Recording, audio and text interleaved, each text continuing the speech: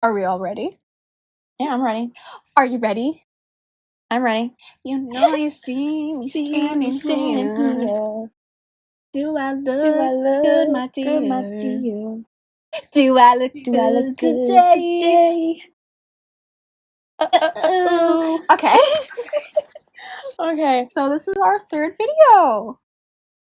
Part 2. Dan Schneider. And I'm just gonna say, like, very beginning, we are going to take out a lot of trigger words, a lot of terminology, a lot of vocabulary that can get us marked and targeted by industries. So in the very beginning, we're going to say Nickelodeon, Dan Schneider, accusations, Speculations. real speculations, but also real stories, real victim, accusations against Dan Schneider, the industry, Nickelodeon. But we don't want to necessarily say all of those words. We don't want to say that everything that we're saying is true and is right down to textbook facts. Yes. Because it's just stories that we've heard from other celebrities and that we've gotten from the media. We weren't in these situations, so we don't know exactly what happened, but we wanted to put to light what the other celebrities are saying and exposing about Dan Schneider. And I also want to come out and say, trigger warning for any topic that we talk about. This video is going to be disturbing, possibly triggering for some people. We're not going to go into too of a deep explanation. We're not going to get too graphic and explain everything. We're just going to summarize the situations and try to explain to you why the industry and Dan Schneider is so crappy. Yeah. And so this past week we've been doing a lot of research, and let me just tell you, this week has been very frustrating because not only are we working really hard on this beautiful podcast because we love working on this, but also in our own personal lives we have been really struggling because we've been having a lot of weird occurrences lately.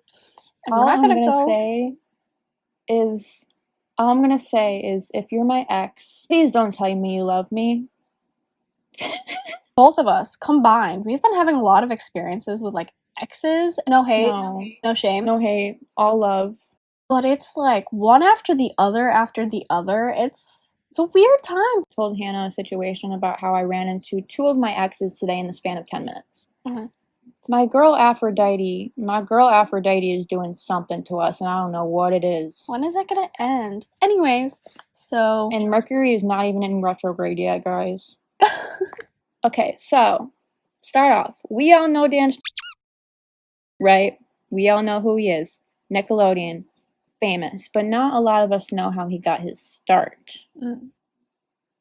Okay, so Dan had his start on comedy shows. He got discovered on his first main show that he didn't write. He was just an actor on, called Head of the Class. It was around in the 80s or 90s. I don't know the time frame that much. I probably should have looked into that. My bad. On this show, he met the head of kids and family entertainment for Viacom CBS. This is a pretty creepy dude, but we won't get into that. Dan then became very close with Nickelodeon and Viacom, and decided to let Dan work on a few shows, The Amanda Show, and then he went on to do iCarly and Victorious, all the famous shows that we know and love. But Dan grew a very big name for himself in Nickelodeon. He was the Nickelodeon king. Everyone knew who he was and everyone loved him. But people probably shouldn't have loved him that much because Dan has a very dark past that has recently come up and been exposed, and we're going to get into that. And when we say recently, we mean 2018, 2017. Still pretty recent. There's still more stuff coming up. Yeah. And it's a lot of speculation towards reporters and news outlets. This is coming from people who used to watch this stuff, and we are now finding out about it. Yeah. If you are on TikTok, you know about Dan Schneider and the feet stuff.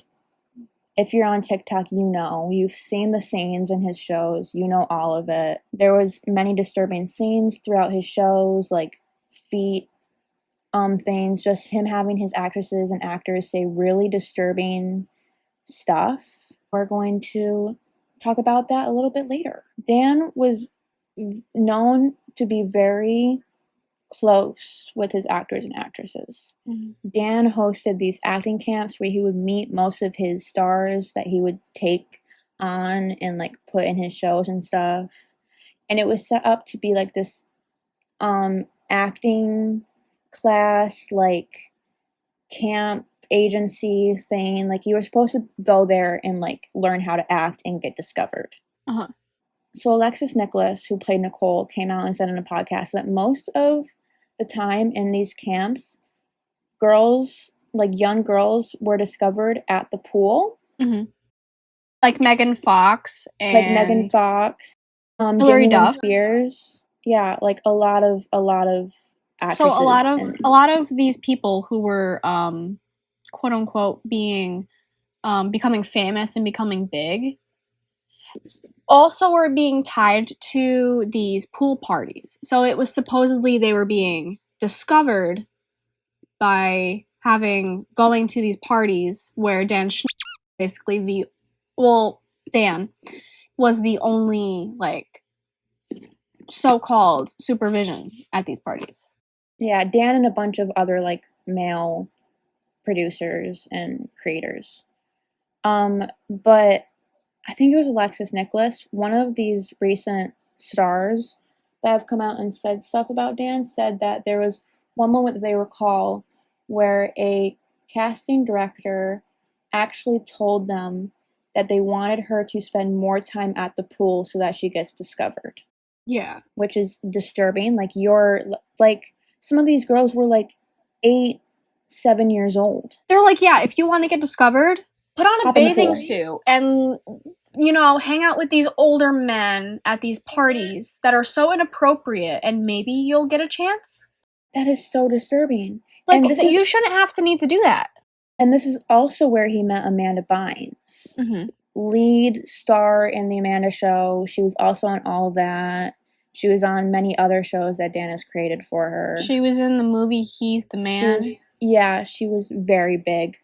But he met her on there. We'll get more into Amanda's life in a couple minutes. But yeah, basically Dan was known for having these tight, close relationships with his actors. He would even call his actors like his little stars and like his babies and his children. And he would just be like, oh my gosh, like I created you, blah, blah. And he would like hold that over their heads. Like if they ever did something to like annoy Dan, like if there was a thing that they weren't comfortable with, Dan would make it be known and tell them like, you're only here because of me. I am the reason you're here. And he would like... That makes so much more sense now that they call him the creator. Yeah, because... He created them. He created them. Because, like, Schneider's bakery was supposedly... they treated these kids as not more of, like, professional adult workers, but more of, like, machines, you know? Yes, exactly. So, in a way, he's, like, this big factory. He's this creator. And it's the same thing with Disney. Yeah, he kind of probably has, like, this notion where, like, he feels so proud that, like, he creates all of these nice young stars, and he feels so prideful in it, and that he treats them like... He, like, uses all these cutesy, like, little names and stuff. Like, it's gross. It's a pattern, because if you notice, like, a lot of these stars, like Bella Thorne, Miley Cyrus, like, Lindsay Lohan, they're all now coming out and being like, we were controlled and made into these characters that we didn't want to be. Mm-hmm. And it's a pattern with both Disney and Nickelodeon, because casting directors will find this child, think that they're like perfect and have like this star potential, but then want them to be like the star and force them to be these role models and have this perfect life and this perfect like happily ever after picture, and that's just not them. It's kind of like you're taking these kids from, like, poor living situations and poor, like, households where, like, they're being met with, like, uncertain conditions, and then all of a sudden they want, like, better for their lives. And you're like, oh, yeah, we're more than willing to, like, help you find your big break. But, like, we're going to pick apart your entire life, and we're gonna, control everything that you do, the way you look, the things that you say. And it's like, they have nothing other to... And the more that they comply, because of how, like, they need this big break, the more that they comply, the more, like, they're being groomed into being these perfect stars. Exactly. And Dan was well known for doing this. Like, he was very controlling. Many stars have come out and said this. And he would always use, like, the lines, like, oh, I care for them. They're my babies. Like, I made them who they are, blah, blah. And so he would always, like, gaslight them all the time and just be like, you wouldn't be here if it wasn't for me. But then he would also go along and be like, oh, I would do anything for you guys. Like, there was one moment where Amanda Bynes says that she needed to continue filming the Amanda Show, so she lived with Dan Schneider. How old was she at this time? Speculation. How old? I don't know. Like, during, like, the Amanda show. Yeah, she was on the Amanda Show, so she was probably, like, 12, 13 years old at this time. Yeah, probably, like, this was, like, in the 90s. With, like, no supervision. Her parents are like, yeah, we're just gonna leave our kid. I mean, of course, we trust this man. He's the reason why our girl's getting a big break. We're going to leave her with him. You don't do that to a child in this industry. And a lot of these parents were like, there's a certain level of, like, not knowing what you're getting into as a kid, but also, like, these parents didn't really know what they were getting their kids into. Exactly. And especially with, like, the level of, like, how desperate they needed these jobs. Probably how less likely they were willing to question things because they don't know how this industry works. Guys, so when I, like, lean down like this, it's because I set down my phone next to me and I'm afraid of you guys not being able to hear me. So I apologize if I keep going out of frame. And I just do it because I lean. Okay. So yeah, basically Amanda, which I don't know about you guys, but for me, that is not normal producer behavior. Like, I understand that's going past the job of duty. Yeah, I understand that Amanda said in the past that, like, Dan and her, way in the past, had, like, that, like, father-daughter relationship because she was, like, close with her parents, but they weren't really around because Amanda was a big famous child and her parents didn't know how to deal with that, so her parents were, like, always working and trying to make more money too. And so she relied on Dan a lot. I get that. But just something about it just doesn't sit right with me. Right. Even if they have that relationship. Like, Dan is supposed to be a boss figure. Yeah. For her career, not a father figure. Moving on from that, later in 2018, we all know it was announced that Dan and Nick were parting ways. And Amanda actually wrote a string of posts. She messaged her, let me find it really quickly. Okay, yes, so she messaged her associate NT lawyer and asked him to post something on his website. So there was just screenshots of the posts. People couldn't tell if it was from Twitter, if it was from this website, or what happened because it quickly got deleted. But she asked her lawyer to post a string of, like, tweets on his website. One section read, "I don't know how any of these men sleep at night, but if there's one thing I do know, it's what's done in the dark always comes to light." Now, people noticed that in this statement, it was typed very weirdly. There were random letters that were capitalized in that whole statement, and those letters put together in order spell out, Dan did it. Did what? We don't know. But Dan did it. And we can all assume what he did from what she said after that. She later goes on in another post to say, "After the second incident, I don't know if I will ever be able to have children or the family of my dreams ever again." That's the exact quote? The exact quote was, let me find, I have a picture of it. Wow. That's a strong statement without having any detail whatsoever. Yeah, we don't have any detail as to what happened. I mean, why can't she have kids?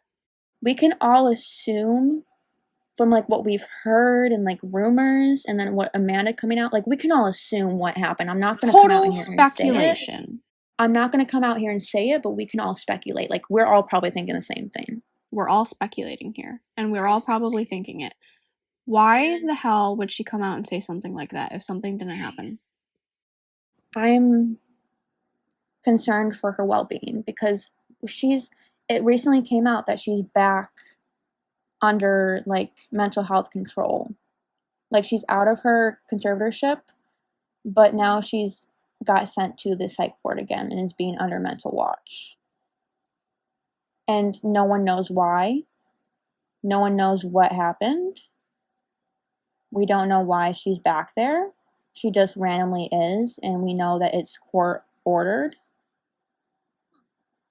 So Amanda randomly had this spurt of being okay again, and then now something is going on again, and I'm very worried for her mental health. Yeah. Because we all know that she probably suffered the most out of everyone on Nickelodeon. She worked with Dan. She was the first one to work with Dan very close. She lived with Dan.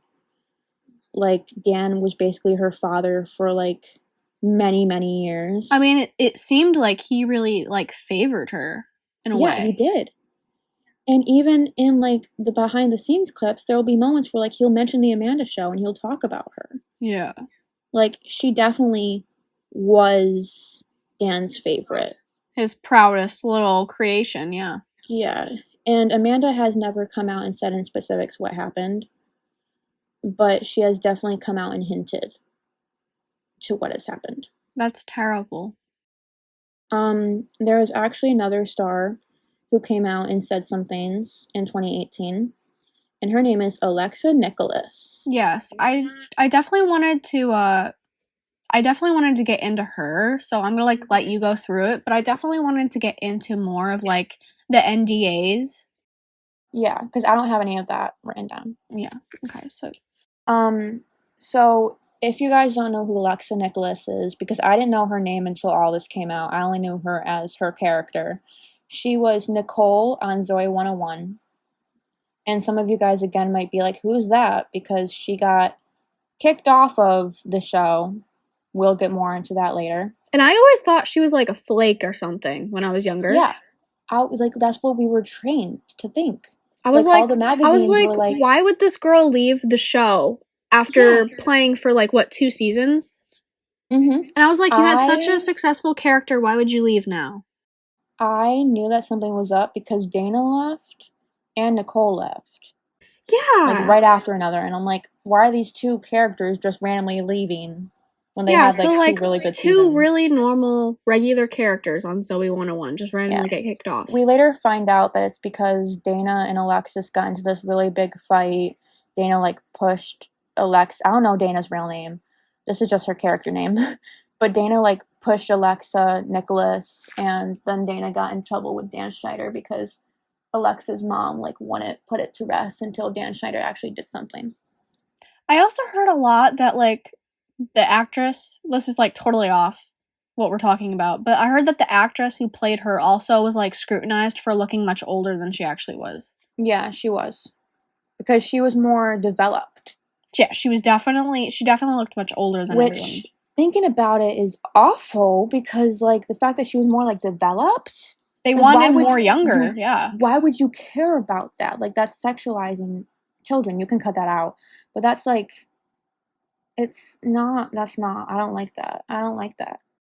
They definitely were looking for, like, a certain amount of maturity, like, physicality-wise. Yeah. They wanted people who didn't look like they were developed.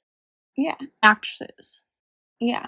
But, around the same time that Dan was exposed, Alexa Nicholas was, spoke out against Dan. She, there was, like, this live stream, and she went on this whole rant about Dan Schneider, talking about her experience on Zoey 101, and she went into huge depth about this one experience. She recalls a moment where she was bullied on set by Jamie Lynn, Victoria Justice, and even Britney fucking Spears, Jamielynn Spears' sister. Yeah. She says that she was so she got a call from this dude named Ian. I don't know his whole role. His role was like kind of like to like watch the kids.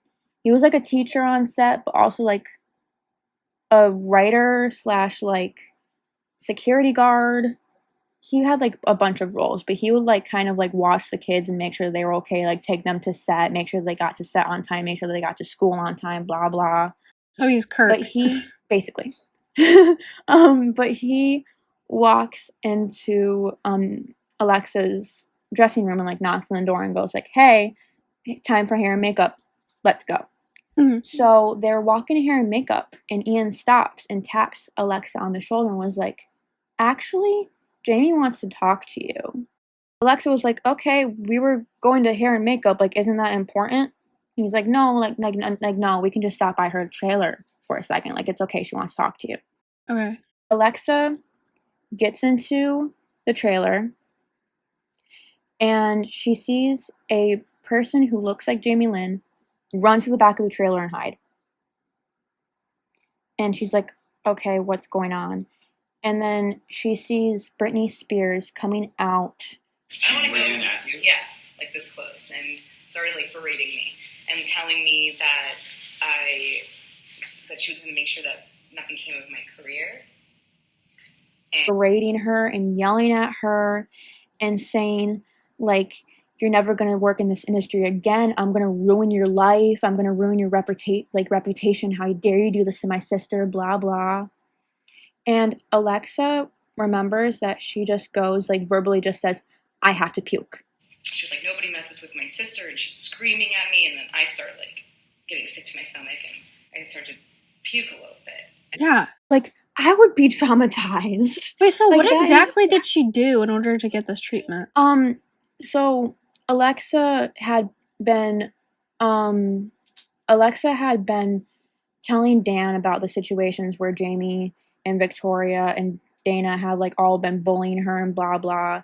And Jamie made up this story to Brittany, telling Brittany about how keep calling her Nicole, about how Alexa was being such a big bully to Jamie Lynn, and about how she makes Jamie Lynn cry every day, and Jamie Lynn doesn't feel accepted on her own show. Oh my goodness, that was totally not the case. Fun of me for smiling too much, and just like a lot of digs kind of on a regular basis, and I would cry to my mom every night. And Alexa just thought of it as, oh my god, my childhood idol fucking hates me and is telling me I'm never gonna be who I want to be. Like, what is going on right now? So 12-year-old, 13-year-old, around there, little Alexa gets up, leaves, literally pukes on Jamie Lynn's trailer steps, and then runs back to her dressing room, sees her mom, and her mom was like, "What's going on? Like, why are you crying? You were just in hair and makeup. What the fuck happened?" Yeah. And Alexa, like, couldn't talk. She couldn't speak. So Alexa's mom went haywire. Like, what happened? Blah, blah. And so this is all speculation too. I saw a tweet that someone posted about, they posted a tweet where it was like, "I still can't believe that Dan gave Alexa this CD player to keep her quiet." And like, had no care. He's like, "But I have something for you that will probably make you feel better." And I remember being like, what? Like, that's his response? Like, I'm throwing up here. And he just pulls out, you know those like portable DVD players that you could like put a DVD in and watch? Yes. He like his assistant like passes me this DVD thing, and I'm just like, this fucking DVD player means nothing to me, dude. Oh. Expecting to solve the situation. And when you edit, Hannah, if you can find that video, I will literally try and find the tweets and everything for this, and I'll put everything on the screen if I can. Yeah, because there's so many tweets about it, so I'm like 89% sure it actually happened, but I can't find where she talks about it. The whole thing with Alexa, Britney Spears, Jamie Lynn happened. Alexa ended up leaving the show on her own accord. And now she has her own campaign and protest called Eat Predators, where she exposes the horrors of the Hollywood industry and every horrible person in it, including Dan. Her whole statement with the whole industry was basically that, like, a lot of the times, if anything needed to be reported or anything like that, like some sort of SA or abuse, on set or anywhere near, like, the situation of, like, filming or whatever, a lot of the times companies or corporations will have you sign ahead of time saying everything that you say will not be used against you and you will not be, like, retaliated against or whatnot. And so basically after these people usually sign these things saying nothing will get out, blah, blah, blah, these non-disclosure agreements, which are usually made, they're very, like, general, they usually cover lots of different things, are usually used to protect the integrity of, like, play scripts and, you know, upcoming stuff that's going on for, like, a TV series where, like, actors and actresses can't, like, give away information. Kind of like how Tom Holland used to always give away information on Spider-Man, and they were not happy about that. And she was explaining that a lot of the times this stuff would happen where people would sign these things, and then they would go about explaining their issues or, like, abuse and whatnot, and then shortly after giving all of this information away and signing a non-disclosure agreement, they would then be fired within the next couple of months and eventually would not be able to describe or speak out about the abuse because they signed these disclosure agreements. And a lot of the times, she said abuse would fall into these non-disclosure agreements because anything can go. So if they signed, they basically can't talk about what people say, how they were treated. And she even went and said that even in these non-disclosure agreements, sometimes you can't even explain the trauma that you endured in the industry. You can't even say it to your own therapist.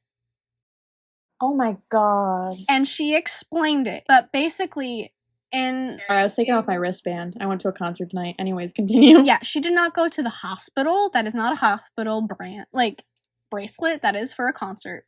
No, I put off recording for a few hours to go to a concert. Oh yeah, let's not talk about how. No, not right now. These NDA agreements are. They usually say that you can't explain anything that happens to your therapist because usually in court cases where people are being sued, a lot of the times, she says that lawyers like to go after the victims by going to their therapists because a therapist cannot lie on oath. So these non-disclosure agreements say that you also can't talk about anything that happens to your therapist, which means that a lot of these victims can't even get the help that they need and talk about the abuse that they went through. So this is why people like Dan, and I'm not going to say other names, can get away with this. And she says that there are thousands, hundreds, just in her own personal experience, probably thousands though, of people who have told her personally their own experiences of being a victim in the industry. I'm not, going against any company in general. It's the whole industry in itself. And that there are a lot of victims who can't go out and explain their situation and kind of have a Me Too moment, a hashtag Me Too moment where they can basically share their story and how they were mistreated. That's fucking depressing. It is, and I had no idea how well these offenders and abusers are protected by the law. So truly, it is really hard to go against these people and get help and start change. Yeah, I can imagine. This is how hard it is, and anything goes with an NDA. So you don't know what people are not disclosing to the public. for certain reasons that we're not allowed to know. She also did mention that Dan, the creator, would have lots of female employees. This wasn't even their jobs to do this, but they would have female employees, like, massage him on set. We're gonna talk about something else. There was a moment in a podcast recently. What's her name again? The podcast? Christy Carlson Romano. Vulnerable Podcast. She voiced Kim Possible. Yeah. But Alexa Nicholas recently went on her podcast and mentioned how she mentioned a bunch of disturbing stuff about the creator. Yes, go watch that podcast. It's really good and goes into depth on the creator. It's like such a it's like a nice environment for celebrities to like really talk about what isn't talked about. And that's what I like. Yeah, but she recalls many moments where the creator, would walk around with dollar bills and offer to take pictures of the actors and actresses' feet. With a Polaroid! So, like, the weird crap that goes on set, like, because of him, has been going on since, like, the beginning of the 90s. So, for $1 bills, like, what the frick? Okay, now segueing. Now we're gonna leave. Away from Alexa Nicholas. Jeanette McCurdy, we all know, was one of the many people to call out Dan. She actually wrote a whole book called I'm Glad My Mom Died. We talked about in the last episode. Very good book. Definitely listen to it or read it if you want. Like, definitely a really good book. Like, highly recommend. If you're not a reader, just try. Do an audiobook even. Like, yeah, I literally listened to the whole audiobook in one day. Yeah. Like, it's so good. I highly recommend. It's not hard. But she also referred to as the creator, which is why in some scenarios that are like really graphic, we're also gonna like talk about him as the creator, just for legal reasons. Because nothing was like, there's no like record of Dan. There's no record actually having a record. Polaroid. Yeah, like for someone who has so many accusations against him, he has no record, no proof. So literally, we can't even like say that he is a offender, really, even. And that's so sick. Yeah, like, and that's awful because right now it's all he said, she said, because like they can't go to court about this. There is no hard evidence to say against him. There is no hard evidence. Because of non-disclosure agreements. You can't prove anything against him. No. And it's awful. Oh, and that's another thing. These, the lawyers that used to go against victims and attacking their therapists, not only would they attack therapists, but they would get information out of therapists, like the type of medications that these people were taking to make them look crazy, and like getting like information, like personal information on them to discredit their victimization. That's horrible. That's not what therapists are for, first off. That's an abuse of power. Jeanette McCurdy, in her book, many times said how Dan made her feel uncomfortable and unsupported many times on set. She says that she felt controlled and used by him, a very common pattern with many child stars that work with Dan. She said that she actually recalls a moment when she had her first kiss on set, and it was with Nathan Kress. I'm sorry, my phone auto-corrected it to Nathan Dress, and I thought it was really funny, because all throughout this whole, like, sentence, I kept saying Nathan Dress instead of Nathan Kress. Anyways, so it was her first kiss on set with Nathan Dress, and it was for a scene in iCarly. She said that she felt uncomfortable doing the scene, but wanted to feel supported from Dan and wanted that approval from Dan for doing this, like, such a big scene and a big important scene for iCarly. She wanted to do the scene for Dan for that approval, but also it was her first kiss. Her actual She was a child. first It was kiss. her first kiss. And she was terrified because it was going to be in front of millions of people on camera, in front of millions of people on live TV. Like, that's terrifying. And so she went to Dan about this concern. He didn't care. He didn't help her at all. He didn't support her feelings. All that he said was, he talked about how she was kissing Nathan and how it didn't look appealing on camera, and about how she had to do more, like, head movements and she couldn't just stand there like a stiff, like, stick. And that's not supportive for a child who is having their first kiss on set in front of millions of people. Yeah, and, like, I heard that, like, from her experience, they weren't, like, just, like, not supporting her or, like, being accommodating to her feelings. No, they were, like, belittling her. They were belittling her and, like, yelling at her, like, and blackmailing like directing, her. demanding her. Like, you gotta get this. Like, you're not doing enough, Jeanette. You have to get more head work. You have to get it in, like, like that kind of, like, no one wants to be dictated while they're trying to kiss. No. Like, that's normal for, like, TVs and movies. Like, it's normal, like, me being on set as, like, a theater actress. It's normal in theater, too, with, like, directors being like, okay, like, you need to do this, you need to do that, you need to do this.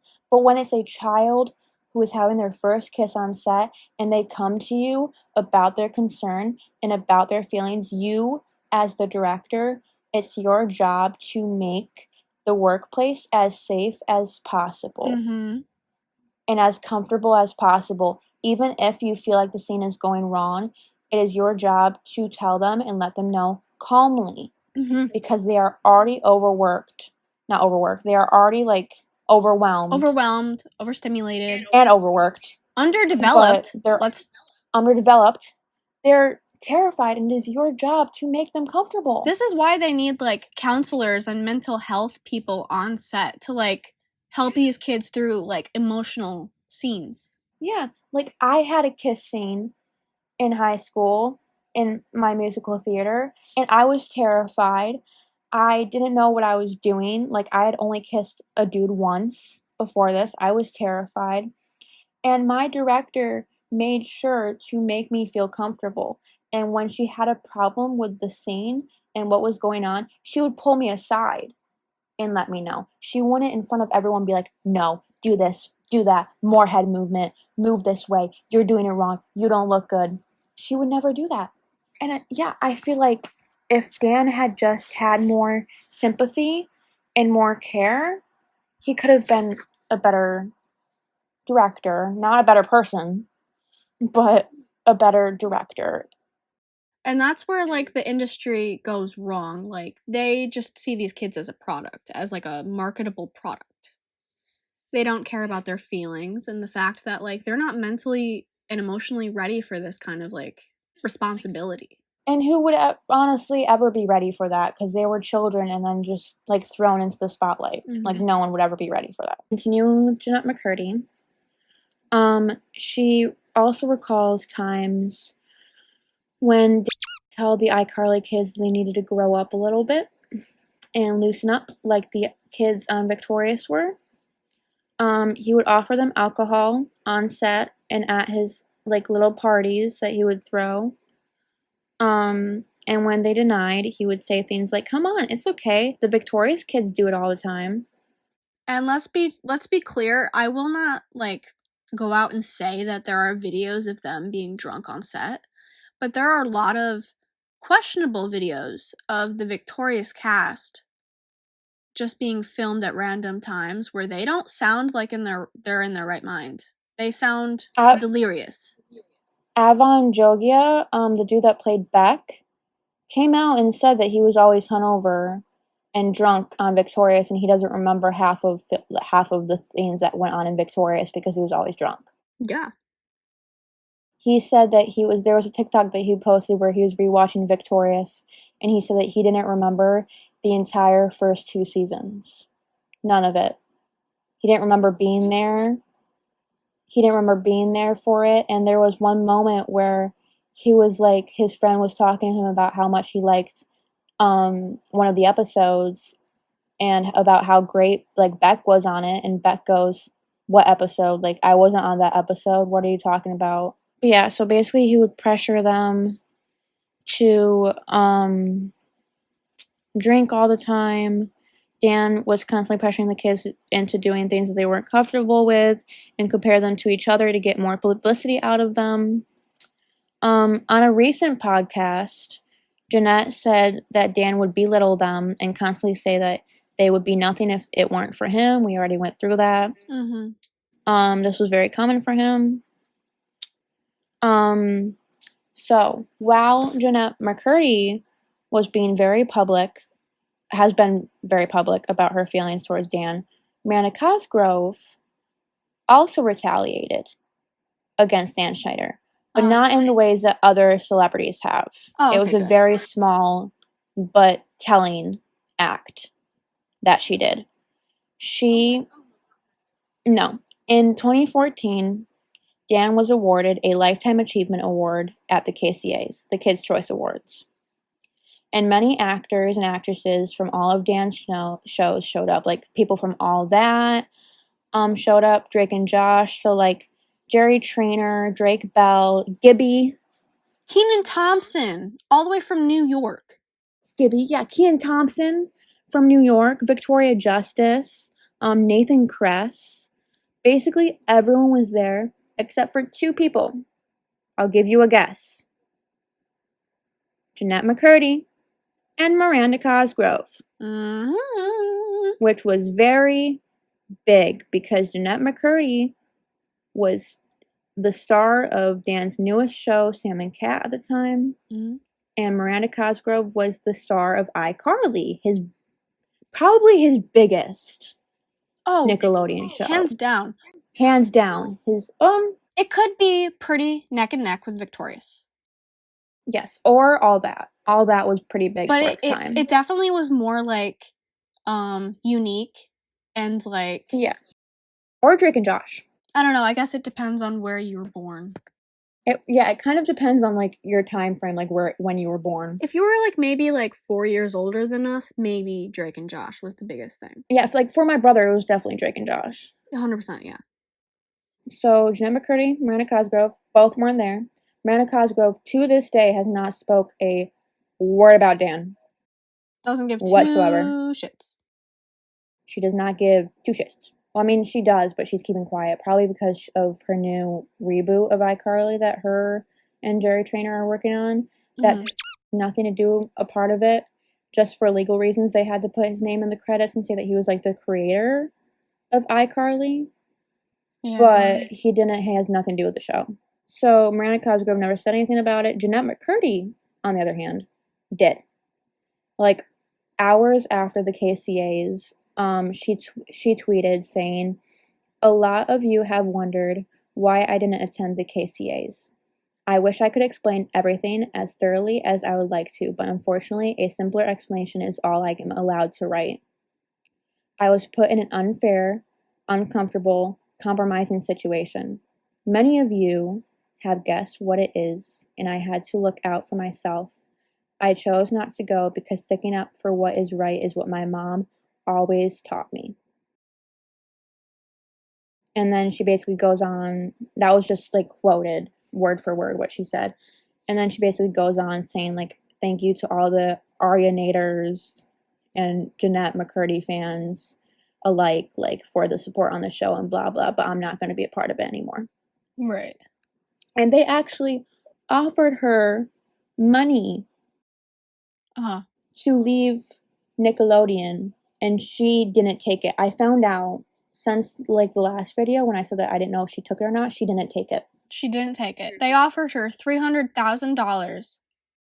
And she didn't take it. To stay quiet, and she didn't take it. Clearly she didn't take it. She didn't take it. A whole book of not taking it. She wrote a whole book. But, so yeah, because a recent podcast came out and she said that she didn't take the money, but for a while we're all like, did she take the money and is she just still talking about it, or like what's going on? Anyways, As time went on, Dan created more shows after iCarly and Victorious. He came out with shows like Game Shakers, Henry Danger, and Danger Force. Mm-hmm. Have you heard of any of those shows? Who the fuck knows what that is? It's apparently like a popular show that he created like a few years ago, but no one knows what that fucking show is. But the point is that they weren't getting good ratings. The ratings were dropping dramatically. Well, yeah, they're probably because they lost their key demographic. Yeah. With Victorious and iCarly, we were growing up. No one really cared anymore. No, exactly. So, the ratings were dropping, the accusations were coming out, and 2018 hits, and Nickelodeon's like, bye-bye, Dan. Yep, you can't keep dealing with your ass. You keep freaking it up. Like, see you later. I think Nickelodeon and both posted tweets and Facebook posts and everything, just saying we've decided to part ways with Dan, we'll miss him, blah, blah. And ever since then, disappeared. We don't know what happened to him. The creator is no more. He is gone. Goodbye. We have not heard a lick about what is going on with him now.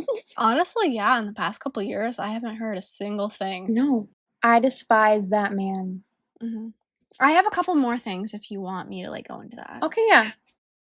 Okay, ready? Start talking, bitch. Okay, so she's literally bullying me. So we all know that whole persona was like basically wrapped around the idea that he loved feet. And I'm not gonna everyone knows that it's been a speculation that he has a foot fetish. They had Dustin tied down and tickled his feet in Zoe 101.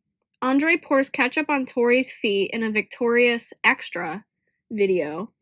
Kat puts big toe in mouth for Sam and Kat. Gibby rubs Sam's feet saying, "Oh yeah, yes," on iCarly. Carly puts her big toe in the bath faucet, pushing it in and out until it gets stuck.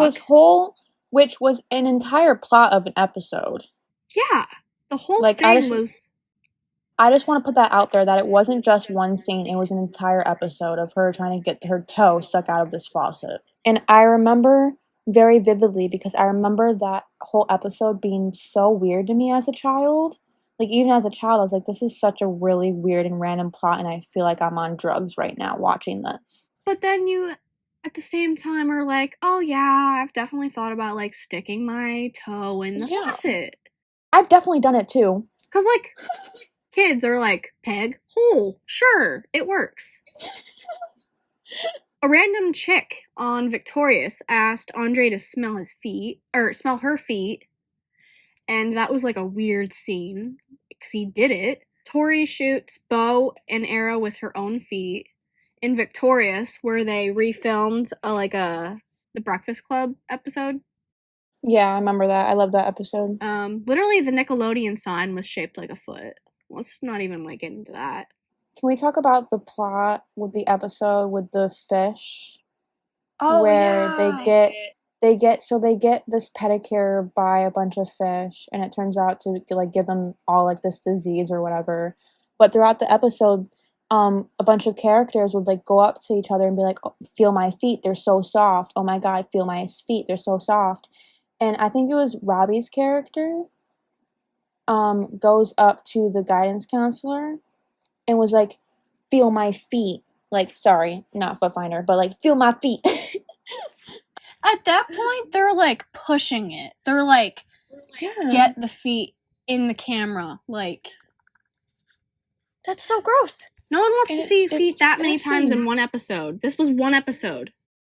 It was one episode, and it was every single scene there was a foot in my face. It was like a side plot. So the whole episode was going on, but then in between, you were just it was these people getting other people hooked on these puka fish, and they were all just feeling up each other's feet and how nice they felt. It was really weird.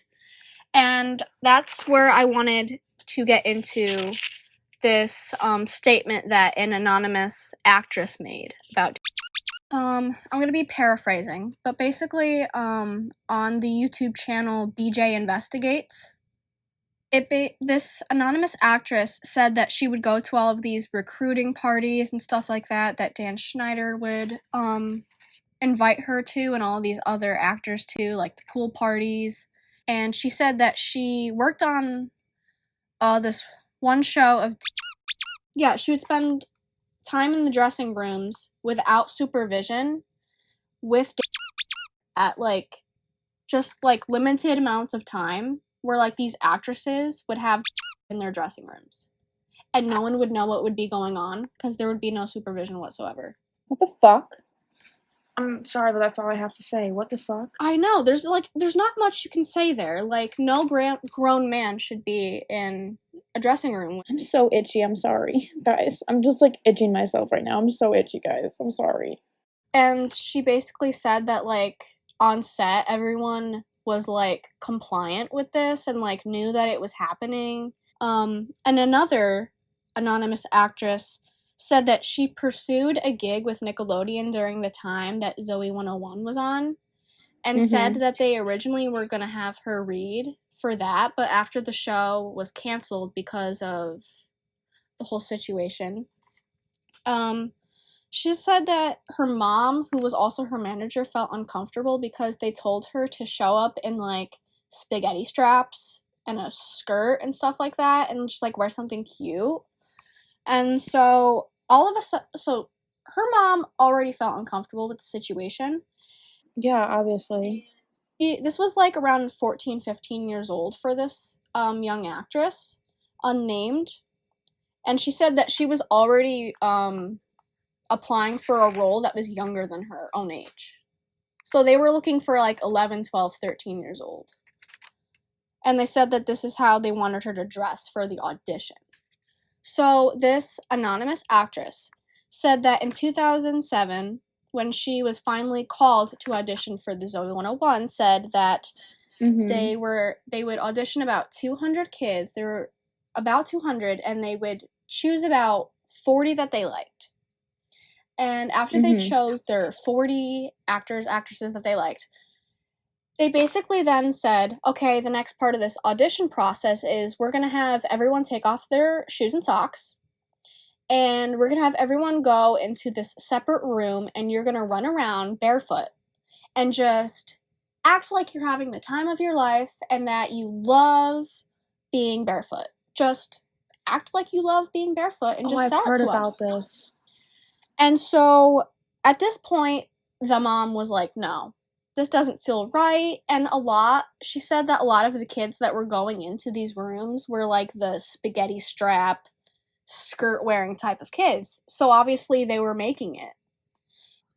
Oh, we also didn't mention these boot camps that these kids were sent off to, especially this one for the new show that they were auditioning for.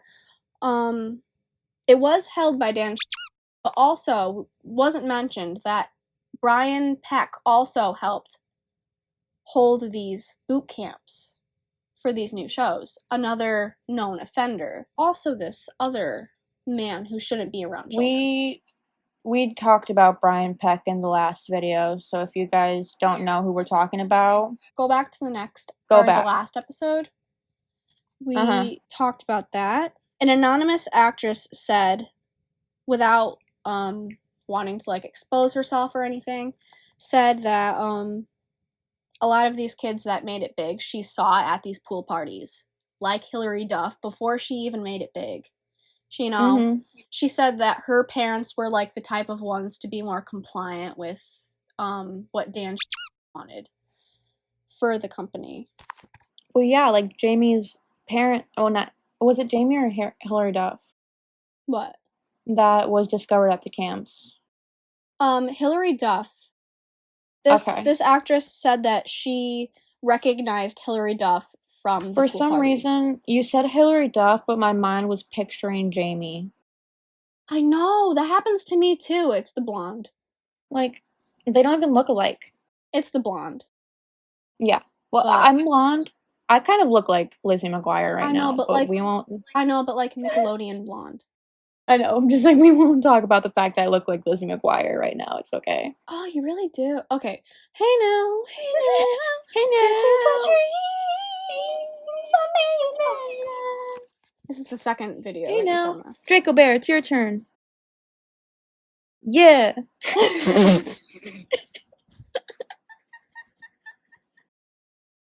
Who let us be adults? Okay.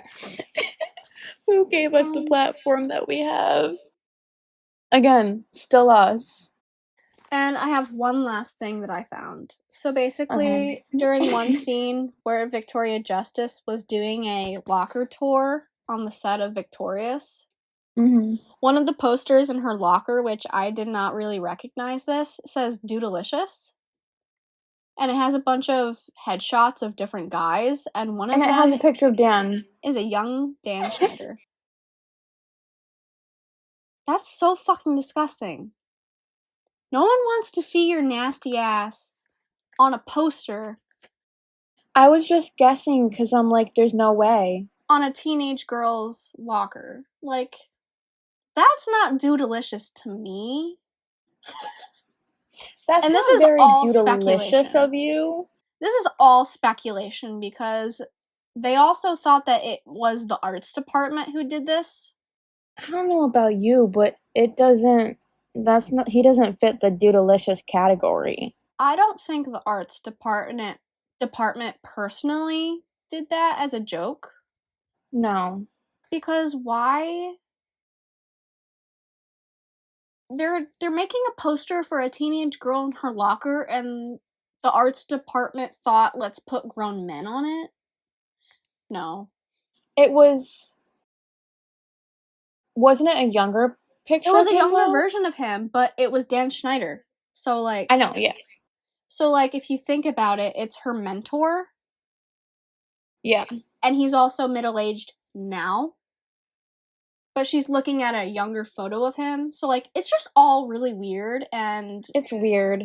The bounds of if it's right or wrong, it's just, like, really blurry. Like, I wouldn't have a picture of, like, say, my teacher in my locker. No one would think in the back of their mind, I'm going to get a younger photo of them, and I'm going to put that in my locker. So, do we have anything else to talk about? Because I think that's everything that we have. That's everything? Is it? Okay. Yeah, I don't have anything else. There are documentaries out there that I've heard where he and other exposed offenders are enlisted in documentaries. But thank you for if you stuck it out this long.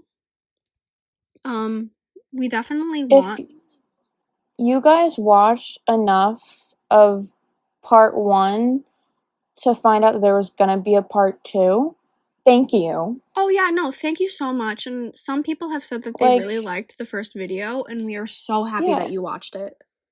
And part 1 of this video, like episode 2, like our last video, was 1 hour and 48 minutes long.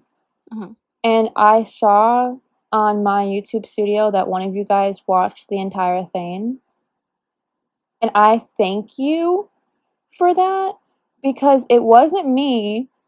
It probably wasn't Hannah. It's okay. After editing that entire video, I am not going to sit down and watch it all over. No, I watched it on our own account, but like not the whole thing, because I couldn't even get through all of it. I can't get through our videos. It's nothing personal. I mean, I think we're really funny. You edit them. But I listened to it for hours on end. It doesn't get any funnier after that. No, Hannah edits it. So once she uploads it, she's like mentally done with it. I'm like, let's make another video. I'm so done over this one. Yeah. But I'm really proud of the progress we made, and we really want to make content that everyone really wants to watch. So give us suggestions. Yeah, and this has lasted us for like 4 weeks already, and we haven't given up yet. So we're getting somewhere. We have stamina. We see the finish line. Stamina. We see the light. But no, I just wanted to thank you guys, because even though it's a small knit community that we have here, we still love all of you so much, and we are very thankful for all of you guys. We want to become your therapists. We want to become your parent. If we can't afford therapists for ourselves, might as well just... I thought you said parents. Oh, not no, therapists. We can't afford parents. I was like, I'll be your mommy. We have mommy and daddy issues. It's like, I'll be your guys' mommy. I'm not allowed to say mommy to her in a flirtatious way because... I'm gay. She acts up. So, as most of you guys have probably been able to tell already just by my appearance, I'm bi. And Hannah will make these, like, funny comments, and I'll just immediately go, Hannah, don't do that, I'm gay. Be like, no, don't do that. I'm like, don't do that, that's homo. Like, no homo, you're a little bit too fruity for me right now. That's way too fruity. Sorry. Stop looking at me like that.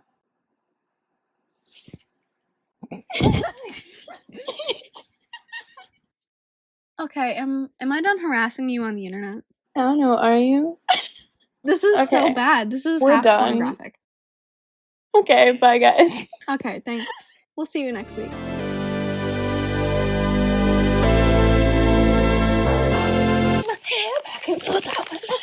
Okay. Is that the rum cup?